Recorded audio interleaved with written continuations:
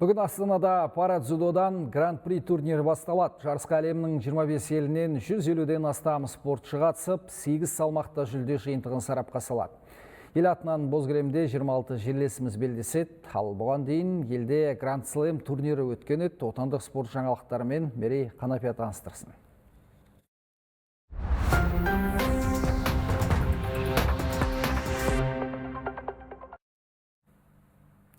Қазақстандық дзюдошылар гранд-слем турнирінде жалпы есепте 3-ші орын алды. Жерлестеріміз 3 күнге созылған байрақты додада бас аяғы 8 медаль жеңіп алды. Яғни 2 алтын, 2 күміс және 4 қола иеленді. Жалғас Қайролла мен Марат Байкомуров турнир чемпионы атанса, Талғат Орынбасар мен Камила Берліқаш күміс еншіледі. Сондай-ақ Шерзат Давлатов пен Аңсарбек Айнуллин, Айдар Арафов пен Аида Тойшыбекова қола медальға қол созды. Бұл ел тарихындағы елеулі жетістік. Бұрын соңында ел атынан гранд-слем жарыстарында 2 бірдей чемпион шықпаған еді. Мағжан Шамшидин жарақат алуына байланысты күрескен жоқпыз. Жартылай финалда айта кетсем, кішкене асығушылық танытып қойдым. Бір-екі ұпайынан кейін кішкене қайта лақтыру керек деген асығыспен кішкене ошибка жіберіп қойдық. Дальше жалғастырамыз. Бұнымен тоқтамаймыз. Алла қаласа алтын үшін, келесі жарыста алтын үшін барымды саламын. Қазақстан бұл беделді жарысты 4-ші жыл қатарынан қабылдады. Әлемдік дзюдо қауымдастығы бұл жолы да турнирді ұйымдастыру деңгейіне жоғары бағасын берді.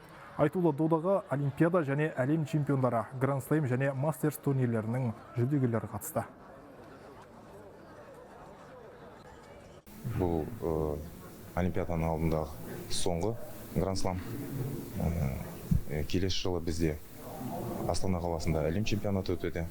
28 жылы Олимпиада ойындары өткізілгеннен кейін тағы да 4 жылға гранд-слем аламыз ба, алмаймыз ба, сол жерде халықаралық федерация дзюдосы мен Қазақстан дзюдо федерациясы өзара шешіммен қабылдайды.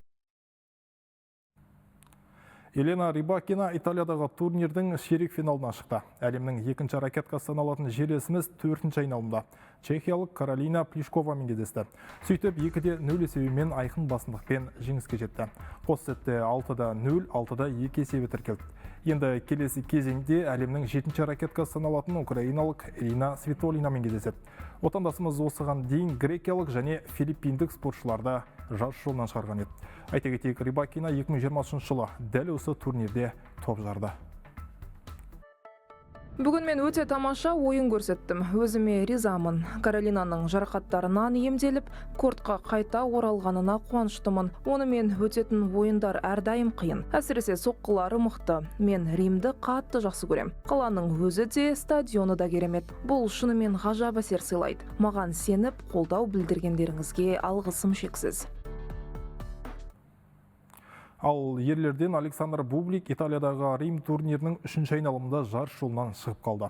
Еліміздің 1-ші ракеткасы америкалық теннисшімен жолығып 2-1 есебімен ұтылды. Ол алғашқы сетте 6-4 есебімен жеңіске жетсе де, қарсыласы қалған 2 сетте 3-6, 3-7 есебін тіркеп, камбэк жасап кетті. Тартысты ойын 2 сағат 7 минутқа созылды. Дәл қазір жерлесіміз әлемдік ATP рейтингінде 11-ші орында тұр. Әзірге айтарымыз осы, спортшыларымызға тек сәттілік тілейміз.